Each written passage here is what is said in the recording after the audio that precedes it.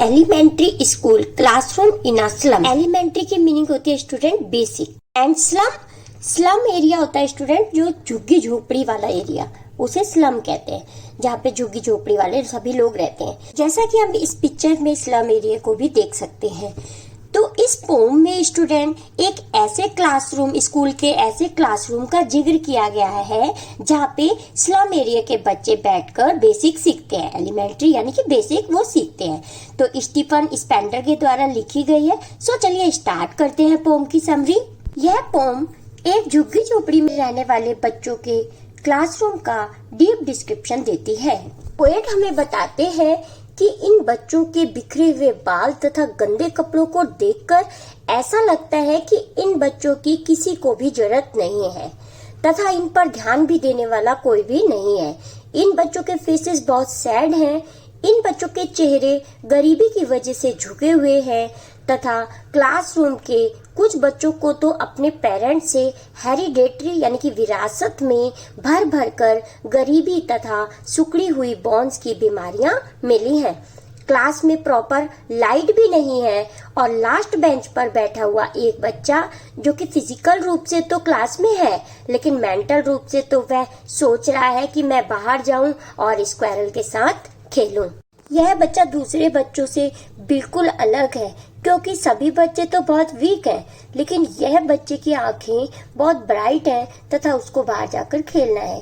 Classroom की दीवारें भी बहुत गंदी हैं और इन दीवारों पर कुछ पिक्चर्स लगी हैं जो कि इन्हें कोई डोनेट करके दान में देकर इन बच्चों को गया है। उनमें से एक पिक्चर तो शेक्सपियर की है जिसमें वे बाल्ड है, तो बच्चे उनका मजाक उड़ाते हुए कहते हैं कि इनके सिर पर तो सूरज उग रहा है, अर्थात उनके गंजेपन का मजाक उड़ाते हुए कहते हैं बच्चे ऐसा। नेक्स्ट पिक्चर स्टूडेंट एक वैली की है जो कि ऑस्ट्रिया में है।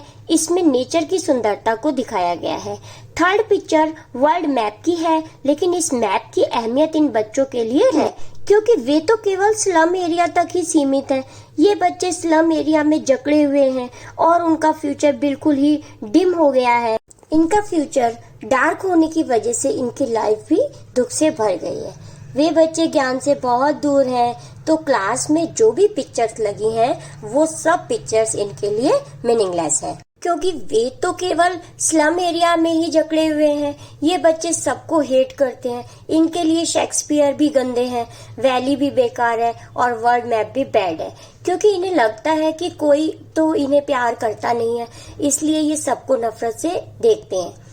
इनके दिल में बहुत ही डिजायर है कि हमें भी कोई प्यार करे, लेकिन ऐसा नहीं होता और केवल क्लासरूम में पिक्चर्स लगा देते हैं जिसकी वजह से इनके दिल में सबके लिए नफरत हो जाती है क्योंकि वे पिक्चर्स के बारे में कुछ भी नहीं जानते और वस्तुतः इस नफरत के चलते उनके मन में चोरी की आदत और ज्यादा पनप जाती है। ये बच्चे गरीबी की वजह से इतने पतले हैं कि इनके कपड़े देखकर लगता है कि वे केवल हड्डी का ढांचा ही है। इनको प्रॉपर न्यूट्रिशन ना मिलने से वे बहुत वीक हो गए हैं। कुछ बच्चे तो क्लासरूम में ग्लासेस भी पहनते हैं जिनका मटेरियल इतना हैवी है जिसकी वजह से वे अनकंफर्टेबल फील करते हैं। अब गवर्नमेंट स्लम को तो बढ़ाती जा रही है क्योंकि उनको वोट चाहिए, जिसकी वजह से वर्ल्ड की ब्यूटी को तो वो स्लम में एरिया वाले रहने वाले बच्चे देख ही नहीं पाते। वे तो केवल स्लम एरिया में ही जकड़े रह जाते हैं। यह बहुत इम्पोर्टेंट है कि इन बच्चों को स्लम से बाहर लाया जाए। पोएट कहते हैं कि गवर्नमेंट के स्लम बनाने की वजह से ही ये लोग स्लम में जकड़े हुए हैं क्योंकि अगर गवर्नमेंट स्लम ही नहीं बनाती तो ये स्लम में ही नहीं रहते। काश गवर्नमेंट इनके लिए कुछ बेटर प्लेस बनाती तो ये बेटर प्लेस में रहते। इनको मजबूरी में ही उस स्लम में रहना पड़ता है क्योंकि इनका एजुकेशन सिस्टम इतना बेकार है कि वे बाहर निकल कर तो कुछ देख ही नहीं सकते, कुछ कर ही नहीं सकते और उस स्लम की वजह से ही वे अपने ड्रीम्स को नहीं सजा पा रहे और केवल वहीं होकर रह गए हैं यानी स्लम में। अब हमारे पोएट इस पोम के थ्रू गवर्नमेंट अथॉरिटी से रिक्वेस्ट करते हैं कि प्लीज इन बच्चों के लिए आप कुछ करो और ये जो पिक्चर्स इनकी क्लासरूम में लगी हैं वे वास्तव में बाहर निकलें और इस दुनिया को देखें, अपने आप को इस दुनिया से इंट्रोड्यूस कराएं और जब ये बाहर आएंगे तो इनको पढ़ने लिखने की और दुनिया को अपने आप से इंट्रोड्यूस कराने की भूख और अधिक बढ़ जाएगी जिसकी वजह से हम लोगों की दुनिया में ये धीरे धीरे कंफर्टेबल हो जाएंगे और फिर जब वे पढ़ेंगे खुद से भी कमाने लगेंगे। अब ये पोएम स्टूडेंट एंड होती है एक पावरफुल लाइन के साथ कि जो लोग अपना इतिहास खुद बनाते हैं वो सन की तरह शाइन करते हैं, यानी पूरी दुनिया में अपना नाम कमाते हैं। तो पोएट भी इन बच्चों के साथ ऐसा ही करवाना चाहते हैं। वे सभी शॉर्ट्स एंड लॉन्ग क्वेश्चंस हैं जो एनसीईआरटी बुक के पीछे दिए गए हैं। चलिए स्टार्ट करते हैं फर्स्ट क्वेश्चन से। What do you think is the colour of sour cream? Why do you think the poet has used this expression to describe the classroom wall? sour cream colour से आप क्या समझते हैं? Poet ने pome में classroom की wall के लिए इसका डिस्क्रिप्शन क्यों दिया है, इस वर्ड का यूज क्यों किया है? The walls are cream colour. जो वॉल्स थी क्लासरूम की जहाँ पे स्लम एरिया के बच्चे पढ़ते थे, झुग्गी झोपड़ी वाले बच्चे, उस क्लासरूम का डिस्क्रिप्शन देते हुए पोम में पोएट कहते हैं कि ये जो इनकी दीवारें हैं क्लासरूम की वो बिल्कुल क्रीमिश कलर की हो गई हैं, but they have not been repaired for a long time. और वो बिल्कुल उसमें से प्लास्टर जो है झड़ने लग गया है और बहुत टाइम से उसमें रिपेयर नहीं किया गया है। They have become discoloured. Way colourless हो गई हैं, भद्दी हो गई हैं, यानी कि दीवारें। So the poet refers to the fading colour of the walls as sour cream. इसलिए वो जो दीवारों का फेडिंग कलर है उसको, उन वॉल्स के कलर को हमारे पोएट ने सॉर क्रीम कहा है। The walls are symbolic of the pathetic condition of the lives of slum children।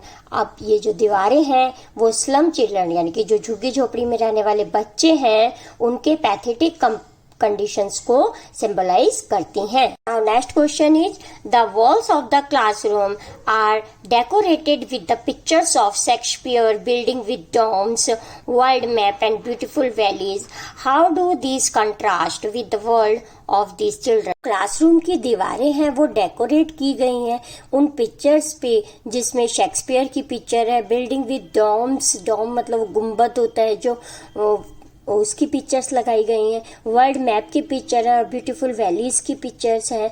तो how do these contrast with the world of these children? तो इसका ये जो पिक्चर्स लगाई गई हैं इनका बच्चों के साथ क्या कंट्रास्ट है बताना है हमें आंसर में। There is big contrast between picture shown on the walls and the real world of the slum children. जो पिक्चर्स क्लासरूम में शो की गई हैं, वॉल्स पे लगाई गई हैं, उन पिक्चर्स का और स्लम एरिया में रहने वाले जो बच्चे हैं उनका जो वर्ल्ड है उनके बीच में बहुत ही कंट्रास्ट है। These children were underfed, poverty stricken, children living in cramp dark hole. जो ये बच्चे हैं ये अंडरफेड यानी कि कुपोषित हैं, पॉवर्टी स्ट्रिकन गरीबी से बिल्कुल भरे हुए हैं, जकड़े हुए हैं, और जो कुछ बच्चे हैं वो ऐसी जगह पे रहते हैं जो बिल्कुल छेद की तरह उनका घर है, मतलब इतने छोटे और डार्क एरिया बिना लाइट के घरों में वो लोग रहते हैं। Obstacle hamper their physical and mental growth. सभी चीजें उनकी फिजिकल और मेंटल ग्रोथ की बाधा बनी पड़ी हैं, मतलब उनको अग्रसर नहीं होने देती। The pictures on the wall suggest beauty, well being, progress and prosperity.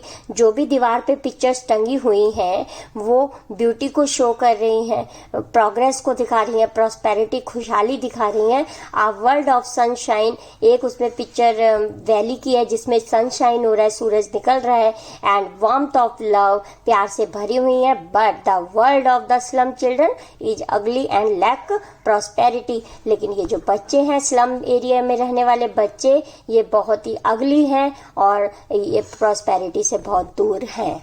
Now next question is what does the poet want for the children of the slum? In slum area में रहने वाले जो बच्चे हैं इनके लिए पोएट क्या करना चाहते हैं? How can their lives be made to change? और इनकी लाइफ को वो किस प्रकार चेंज करना चाहते हैं हमारे poet? The poet wants the people in authority to release their responsibility towards the children of the slum। जो पोएट है वो अथॉरिटी, जिनके पास अथॉरिटी है इनको करने की, इनके स्लम एरिया को ठीक करने की जो अथॉरिटी है कि नेतागण या जिन पे भी रिस्पॉन्सिबिलिटी है उनके स्लम एरिया की, उनसे रिक्वेस्ट करते हैं, उन पे उनकी रिस्पॉन्सिबिलिटी याद दिलाते हुए कहते हैं कि उन लोगों को इनको स्लम एरिया से रिलीज करना चाहिए, यानी कि मुक्ति दिलानी चाहिए। All sort of social injustice and class inequality be ended by eliminating the obstacle that confine the slum children to their ugly and filthy surrounding। ये जो भी बच्चे हैं स्लम एरिया में रहने वाले अगली हैं और इनके आसपास जो भी सराउंडिंग है, इनके आसपास की सराउंडिंग को ये और जो भी इनको आगे बढ़ने से या स्लम एरिया से निकलने में जितनी भी चीज़ें बाधा करती हैं, तो इनको न्याय दिलाना चाहिए और इनको सबसे मुक्ति दिलानी चाहिए। इनको एंड कर देना चाहिए, मतलब इनकी जो परेशानियां हैं उसको खत्म कर देना चाहिए। Let them study and learn to express themselves freely. ये पोएट कहते हैं कि उनको शिक्षित बनाने में मदद करनी चाहिए और उनको ऐसा फ्री कर देना चाहिए जिससे कि वो अपने आप को समझ सकें और वर्ल्ड से परिचित हो सकें। They should be removed from their surrounding and taken to green field. उनकी सराउंडिंग से उन्हें बाहर निकालना चाहिए और ग्रीन फील्ड दिखाने चाहिए, यानी कि इस संसार से उन्हें अवगत कराना चाहिए। And sea beaches under the open sky, और खुले आसमान के नीचे ये भी खुश रह सकें और अपना जीवन गुजर बसर कर सकें।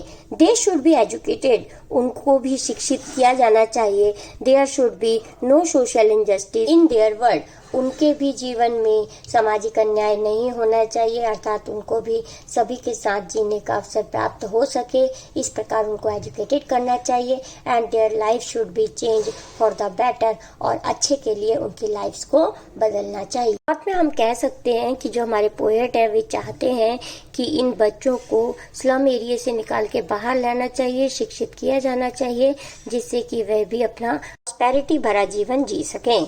इसी के साथ स्टूडेंट हमारे सभी क्वेश्चन आंसर कंप्लीट होते हैं। I hope this video lecture is very helpful to you. If yes, please like this video, share this video and also comment on this video and subscribe my channel for more videos. Thank you so much for watching. मिलते हैं next video lecture में, तब तक के लिए